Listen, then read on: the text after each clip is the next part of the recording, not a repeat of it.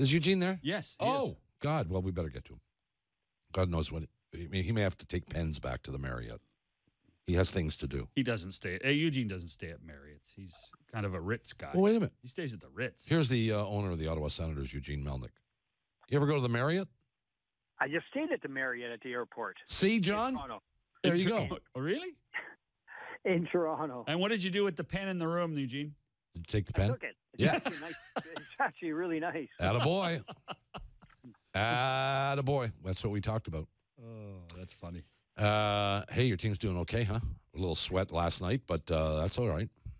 Yeah, we're in Boston now, getting ready to get back. But, yeah, we had a great game last night. We thought that, we played really, really hard. It was close. Pretty tough. The fans here are pretty brutal. Are you still in Boston? Yeah, had work to do here too. And, okay.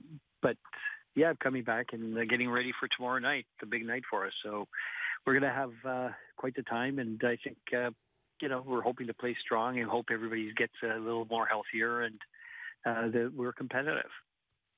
I don't know if it was the last time or the second last time I had you on the program. I don't remember if John was here or not, but you talked about telling your general manager, do whatever you need to do. Yeah, that was the trade deadline, just before trade deadline. Yeah. I guess you got to be happy with the tweaking that took place. But did you see something that, quite frankly, Eugene, the rest of us didn't see in your team? Well, I had the injury reports that I always get, and at any one time we kept getting these nagging injuries. You had one guy out. We had a couple of tragedies as well that the team overcame. Craig Anderson's wife's was diagnosed with cancer, and that rightably he took the time off to be with her for a few months. And we survived that with some great goaltending from the backups. And, and then Clark MacArthur came out of nowhere to decide that he can play. And he passed all of the testing. And it was very, very rigorous testing that we had to do on the guy because he'd been out of the hockey for almost 2 years. Right. And he comes back. We had Karlsson then get hurt.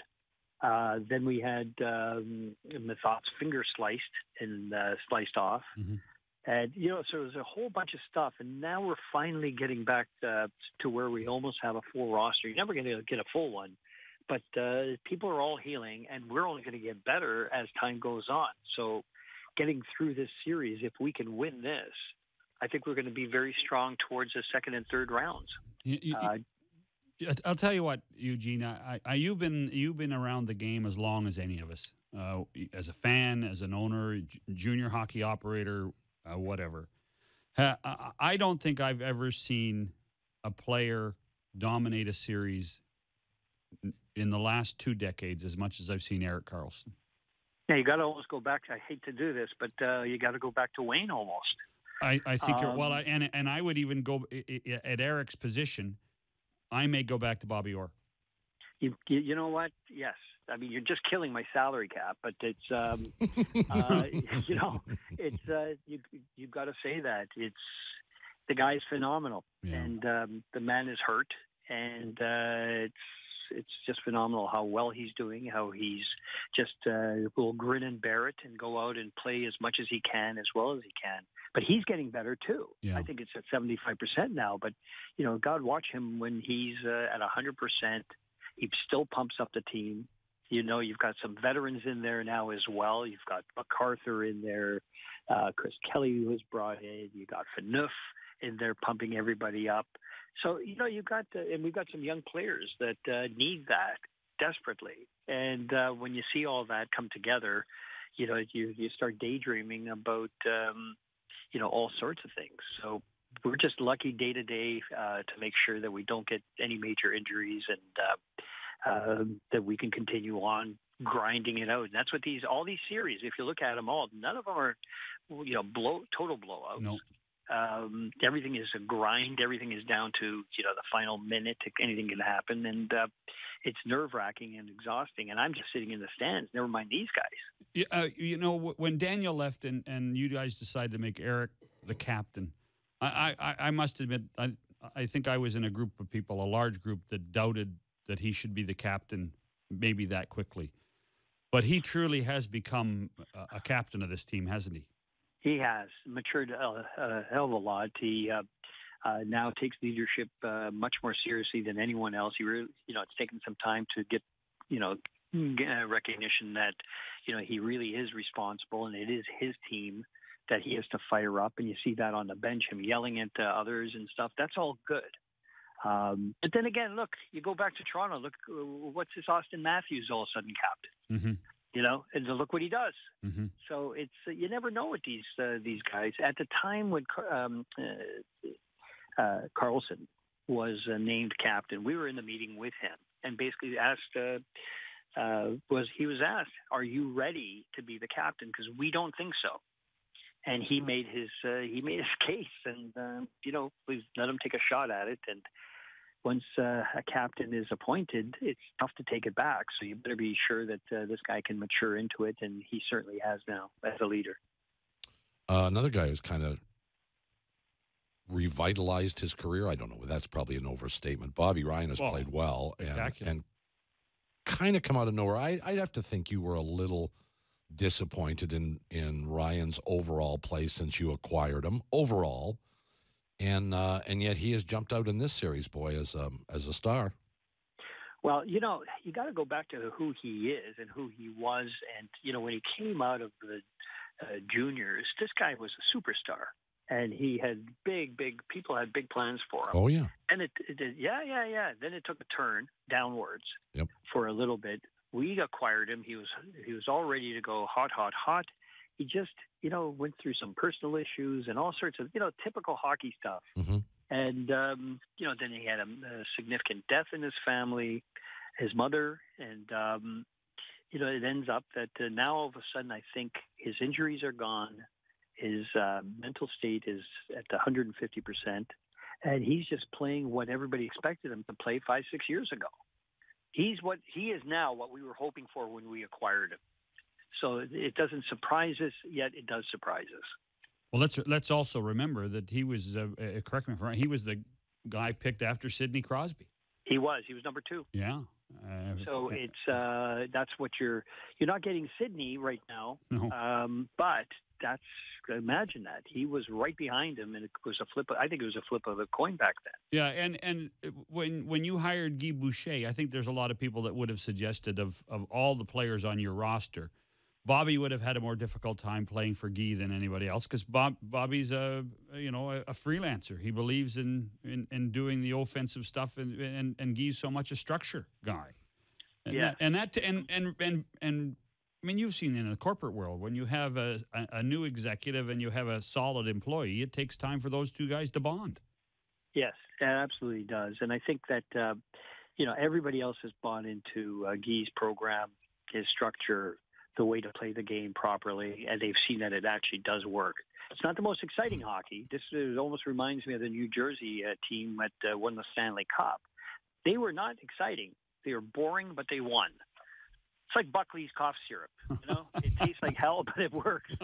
So in this case, you have a guy freewheeling, and that was his style. And then to bring him down into a structured environment, it takes time. But once it clicks, you've got a very powerful player, and that's what we're starting to see with Bobby right now. When did you take an equity position with Buckley's? I'd like to know. Yeah, I'm trying, but clearly it does work. So I'm very happy with the way the team's going. I predicted, if you remember, maybe go back just under a year ago at the end of last season, I told you about what I thought about the Leafs. And, I said I think they're going to be very competitive. Everybody kind of opened up their eyes and said, yeah. And sure enough, they're coming forward. They're playing, seriously good hockey. And I think our team is very competitive this year as well. So, and, in this part of the season, once you get past the first round, anything can happen in the next 3 rounds. Anything. Yeah. So we just have these daydreams, and we hope that it works out, and we'll just keep grinding. With the owner of the Senators, Eugene Melnyk, I got to ask you this. With the exception, perhaps, certainly of the Toronto-Washington series, maybe one others, most of these games, like yours, have been very low scoring, very close to the vest, very competitive.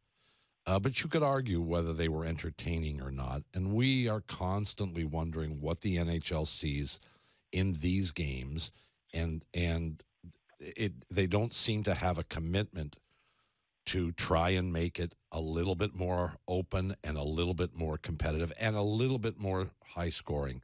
Do you have a take on this? When you watch your team play, do you only care whether they win or lose and couldn't care less about the entertainment value? Oh, that's a tough question. You jumped all over the place. You went from NHL to what I think. Well, I want to know. I mean, I'm not interested in what the NHL thinks. I because they don't seem to react, Eugene, to the notion. Yeah, but they do. Why? Listen. You know me. I don't defend them that much. No, I know you don't. This case, they've done everything they can to get it higher scoring. Just teams come up with ways how to make it not higher scoring there's a big risk when you go into a game, and there's various schools of thoughts, on this, with some very serious hockey players that say, hey, our best way to win is just plow out offense. Mm-hmm. The hell with the back, just I don't care, put 4 forwards out there and score, and hopefully you get 7, they get 5, and you win the game. Others, like Guy has a style that says no. We'll wait for them to make a mistake, be opportunistic, jump in, and try to score 1 goal and then protect. From my perspective, as a fan, I'd want the 7-5 game. Yeah. But from a winning, it's proven with the systems that they have in place for the defensive game, wins games. They're exciting in that they're nerve-wracking, but, it's a lot more fun seeing 8 to 10 goals a game. But I'll take the win any time over an entertaining loss. So let me put you on the spot, as I rarely do, as you know. Yes. So a proposal comes down. This is purely hypothesis. A proposal comes down. We're going to widen the nets by 6 inches, and we're going to make them 3 inches higher, and there's going to be lots more scoring. Would you vote for it? Well, I honestly can't answer that. Well, how much do you like scoring? I'd have to sit there and say, well, how does Anderson play? You see, yeah. I'd get very personal about that. If you had somebody with your team next year that's going to be in Belleville that weighed 600 pounds and played goal, you'd love it. Yes, I would. Yeah, they see but then you know what? You're getting into a game that's almost like lacrosse. Yeah. With the big net and they're scoring, it's 10-8 and stuff. I don't know. I think it's on the other extreme. You've got a soccer game that everybody's excited about that ends up in 0-0. Yeah. So, see, I think what do you want? I think your team. I think your team in this series alone has proved it can play more than one way. Take a look. You take a look at Game 2 where you're down, 3-1, and you come back and win, and then what happened in Game 3 when you're up 3-0 and still win. To me, I think the simplicity that it's Guy's boring format. I think the fact that with the players you have, you can play multiple ways. So they got talent. Yeah. Hey, by the way, how's our pal Anselmi doing? He's doing all right. He's busy. He couldn't even make it out here to Boston for the game because he's got a whole bunch of stuff he's got to do today. He couldn't afford getting in at 2 a.m. But he's doing fine. We've got a lot of work to do, a lot of restructuring and stuff like that, and we're now working on Le Breton and those negotiations. So he's zipping around. He's busy. We got him busy. We would be remiss if we didn't congratulate you on your latest award accomplishment. In addition to being a businessman and a sports team owner, you have been a racetrack breeder and owner, 12 Sovereign Awards, and now a member of the Canadian Horse Racing Hall of Fame. Whoa. Congratulations. Yeah, that's kind of came out of the blue. I wasn't expecting it, and somebody said, hey, you're nominated. And then when I won, I got the big call, and it's quite an honor. I think it's August 9th. Somewhere in the summer, they have the big induction, and it's nice to be recognized for it. It's not something I expected, but it's always nice to get, and I'm looking forward to being inducted. Just for fun, 62 graded stakes winners. Got a favorite horse? Have you got a favorite horse? Have you got a favorite horse? One that you've owned that was always kind of your... I've got about 3 or 4. The first one that I ever bought, believe it or not, in 1998, ended up winning, as a yearling, ended up winning the Queen's Plate, and that got me hooked. I mean, the very first yearling I ever bought went on and won the Queen's Plate. And that would Pretty be good. that's Archer's Bay. He died though as a stallion in the first year, which was kind of sad. Oh dear, yeah. From colic, and then Speightstown, who won the Horse of the Year, Yep. and ended up a Sprinter of the Year in the Breeders' Cup. Won the Breeders' Cup. That was huge. I had a filly that won the Triple Tiara in Canada, which was huge as well. That was Seeley Hill, Horse of the Year, Sovereign Award winner, you name it, she won it. And that would be I think my top 3 or 4. Are you?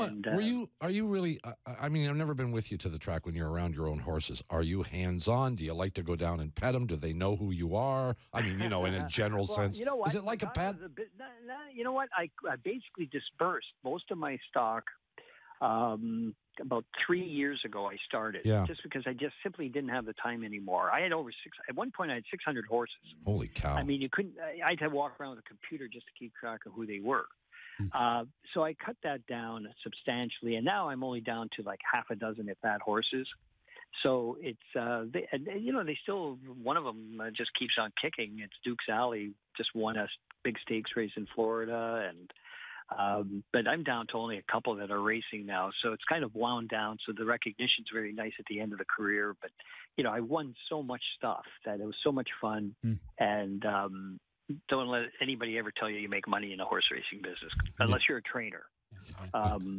It's a tough game, and the victories are far and few between. But when you do, it's the greatest thrill. How is your donor program going?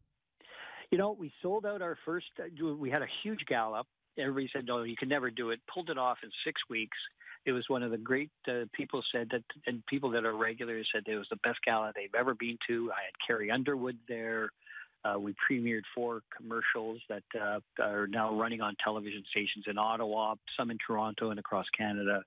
And we raised a lot of money for putting it right back into raising awareness and getting people signed up to register a donation of their organs upon death. And that's at theorganproject.net. It tells you everything about it. We actually crashed a program the website last weekend when we started running at the Sens game. We started running ads and across Ottawa, and a lot of hype around it. We gave out all sorts of things at the game itself, ran ads at the game itself. And again, if you go to theorganproject.net, you can register, read all about what it takes to donate organs, and it saves many, many, many lives, and I'm proud of it. You should be. We congratulate you on your team success, on your election into the Canadian Horse Racing Hall of Fame, and just for being one of our friends. So thanks, Eugene, and we'll good luck. We'll talk to you soon, I hope. Yeah, all the best to everyone. Thank you. Thanks, pal. Eugene Melnyk, owner of the Ottawa Senators.